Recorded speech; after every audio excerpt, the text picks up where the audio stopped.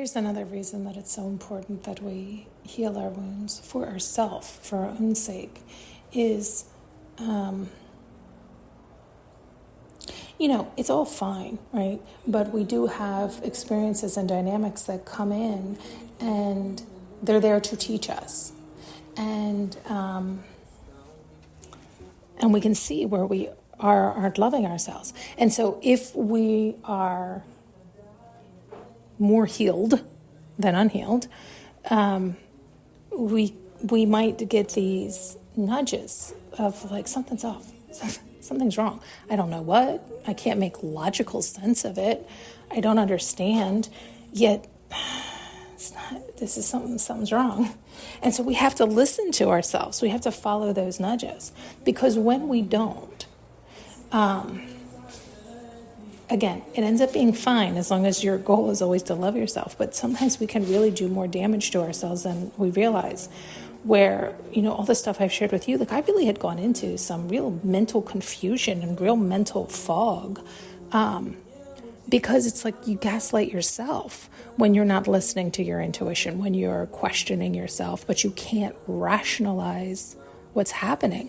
And so you get topsy-turvy, and you can make yourself sick mentally, physically, emotionally, spiritually, all these things. It's what happens. And so it's hard to untangle that and then trust yourself again. It's like you can cut your legs off underneath you unnecessarily when you begin to doubt yourself.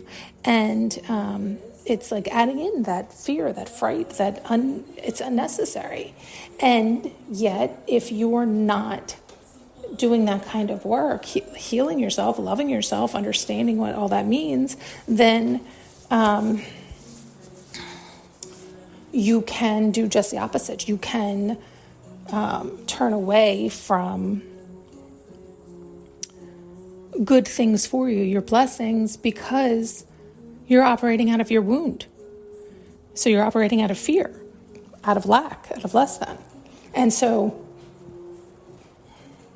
I think it's like the idea of self-sabotage, And this is why, to me, it's like, this is why it's important to do this kind of thing to, shore up your love for yourself and get yourself rebalanced and centered again and aligned again.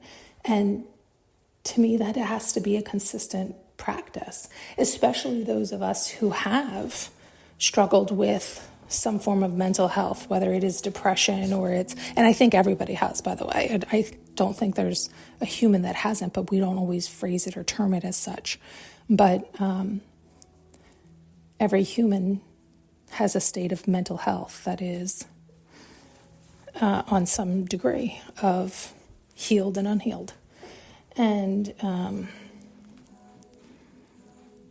the stronger you are in taking control of your mind and taking those reins, the more healed you are.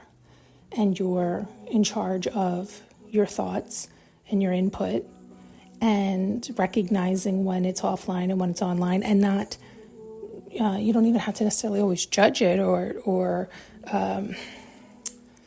control it per se, but you recognize that you aren't it either.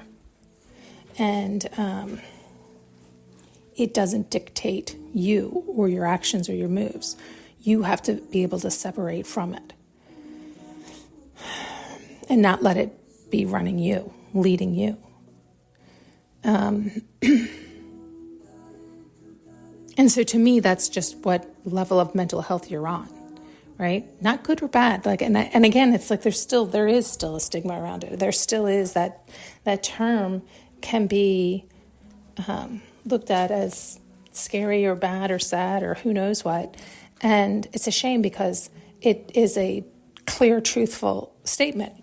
What is the state of your mental health, right? How well are you?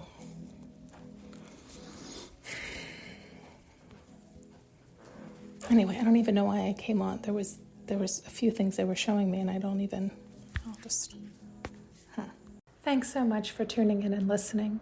You can now purchase an audio journey with me using the link below.